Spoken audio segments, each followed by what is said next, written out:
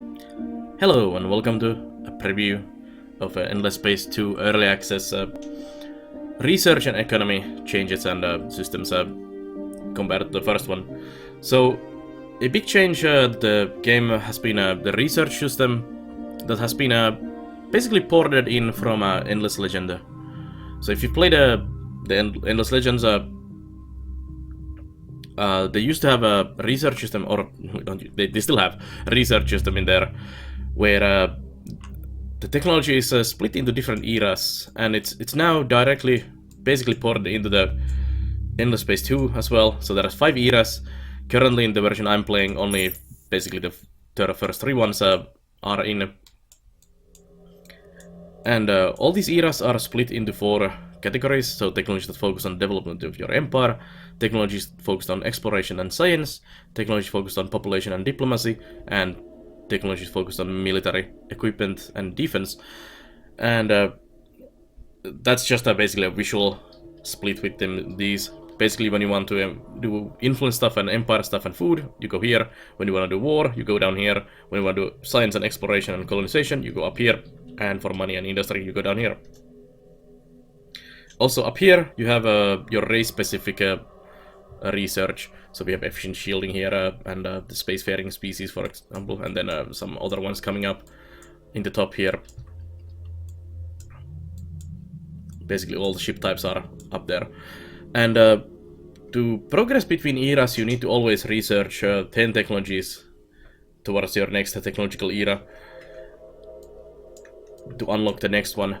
And you can still, even if you are, say, era 3, you can still go back and research something back in the year if you feel like that is something that will benefit you. And quite often you have stuff in here that you might not want at that point of the game, like early science. You don't really need one of these features from here, and you just get a colonization and some military tech and production, and you go further and further, and then you realize that, hey, maybe I need some heroes or something, and you remember that the embassy, academy embassies here that gives you unlock the new heroes, and you're like, oh shit, let's go back there. Or you just focus on your own empire, and suddenly someone declares you a war, or you want to declare a war on someone, and you're like, oh, where is that option? And you're like, oh hey, the flexible bureaucracy allows the declaration of war and other diplomacy stuff with other races. You're like, oh shit, let's go get that back there. And not only you have these technologies in here, which are same for all races, plus the race-specific stuff up there. You also have technologies that you can acquire through the gameplay. There's quests and stuff like that, especially the faction main quests usually give you some kind of building or a ship upgrade or something that benefits your play, and it also gets added into this system. And I actually quite like this system. It kind of gates the next eras and technology, so you have to focus on some stuff, so you cannot just go directly for a certain research. When in some different kind of research systems you can do that. When you just focus on something and you want this one specific thing, you always have to do at least 10 of these and then get the next one. And it gives you this kind of nice gating system on the development. But it also, especially in Endless Legends, especially in the early parts of the development in Endless Legend, the power level between eras used to be huge. And it doesn't feel that huge in this one. Of course, getting the next level of ships and everything, and all the buildings and the stuff that goes with that will give you a nice boost, but it's not like massive difference.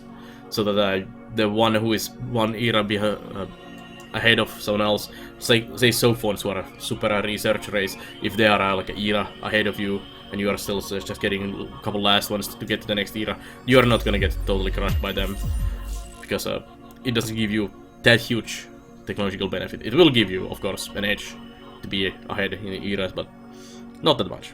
And it's quite nice because of that. One thing I'm not really sure I like is how the colonization techs are split between eras. Like some of the more reasonable ones are quite late in there. Like you start out with some swamp and tropical and tundra colonization, and then arid planet is like Era 3 colonization. When arid planets are actually not that bad to colonize, I would say, compared to like snow planets or stuff like that. But so I think something should probably be done with these. Although it gives you a nice kind of gating on colonization as well, when planets cannot be colonized until you get to certain era. So you know that ash planets are useless until Era 3, so fairly late game. Especially in this version, you probably won't colonize ash planets or Arctic planets or ocean planets or arid planets because of the turn limit in this version. But it's quite interesting kind of system that gates the progress of the game. You cannot just go willy-nilly and do all these things. But yeah, that's pretty much the research system. It's directly same as well, pretty much exactly same as Endless Legend research brought into this, and I feel it's much better than the previous research system we had in Endless Space 1. But that's pretty much a taste. Which one you prefer more? And personally, I do prefer this one more. Next, let's take a look at the economy systems of the game. So, you have the luxury resources as in all Endless games. If you're not familiar with them, they are basically these well, resources that you collect by trading. You find them as loot, you get a mine or a deposit on a planet, you mine it, and so on and so on. And you get these very powerful luxury resources, like the Dust Deciduous tree here, gives you plus 50 dust on a system when you build that upgrade. And in Endless Space 1, they were like these temporary buffs you could give your Empire by just activating it. There's a bit of different take on that. This one in the Endless Space 2, that you need to keep them as part of system development. So for example, here I have the first contact settlement, which comes from well, the Era 2 and Era 3 is the World of the Worlds. And you attach one of these ingredients or the luxury resources into that, and you get certain bonus from that. And this is actually a building you build into your systems, and you get the 50% production bonus from that, or you get ship buyout and research from the next colony. And you need to first make the settlement, then you make the colony. So luxury resources work a lot different this time around. One problem with this is that you cannot change the ingredients. There is nothing to change that. So you have to make sure that the ingredient you put in there is something you can get, basically. You have a anomaly in your planet that basically produces that, or you just have a shit ton of it piled up. Because when you run out of that, you cannot make the settlement anymore, which gives you a huge bonus, but it also gives like extra population space for the planets and stuff like that. So these are actually very key buildings. And some of these are really, really powerful, like the happiness one, plus 25 happiness in a planet is really, really good. And I like this personally a lot. And I would have probably should have put that in here as well on this playthrough, because I keep producing that. I'm actually having a problem in this playthrough. I do not produce Jadonix myself, so I cannot make my settlements, which means I don't get colonies, so I'm kinda screwed because of that. Then we have the trading companies. So there's this new trade thing in the game with the trading companies and trade routes. So you need to research in here. Oops. Let's fill a bit more. Trade company HQs. So you gotta add a trade company HQs on a system, and this allows you to, well, start making trade companies within your empire. And there's a unlock system on that. So you start with one, and over time, commerce calls for commerce. So the more trading income you generate, the more and faster you get these new trader companies. So at the moment, I could actually make a new headquarters somewhere, and you get these trade routes from those locations, which can be blockaded by your enemies and stuff like that. And you can invest into the trade companies or trading companies, so there's the efficiency and amount of the state-owned freighters, so we're gonna get some state-owned freighters in there and own a bit more of that. So we own a bigger part. And these trading companies provide you with all of these things, so you get money, research, and lots of trade goods. So slow production of trade goods, even if you don't have these in your systems, which is really nice way to get those as well. And that money and research is nothing to scuff about. That's like over half of my income is actually from the trading companies at the moment, and I'm not even a trade focused or money focused race, which is insane. They also have experience and levels, so they basically become better over time as they make money for you.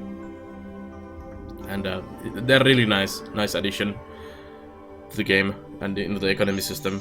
So not only you have just planets are producing a certain amount of shit, but you also have these trade companies you can invest into and make more money with. And it's a really nice addition to the economy system of the game. But yeah, that's my quick peek at the research and economy of the game. Both changes are very nice and welcome. I really like how both of these play out when you play the game, and both of these are also something that, especially the trading companies, that later game will affect a lot more when you have blockades and massive trade companies providing a lot of money and research and all kinds of luxury goods. And then the system developments and the luxury resource system. I like how it's not a temporary buff, it's now a permanent buff that you just build into the systems, but also the fact that you cannot change it makes it really annoying sometimes if you do a wrong move, select the wrong one, and or lose the production.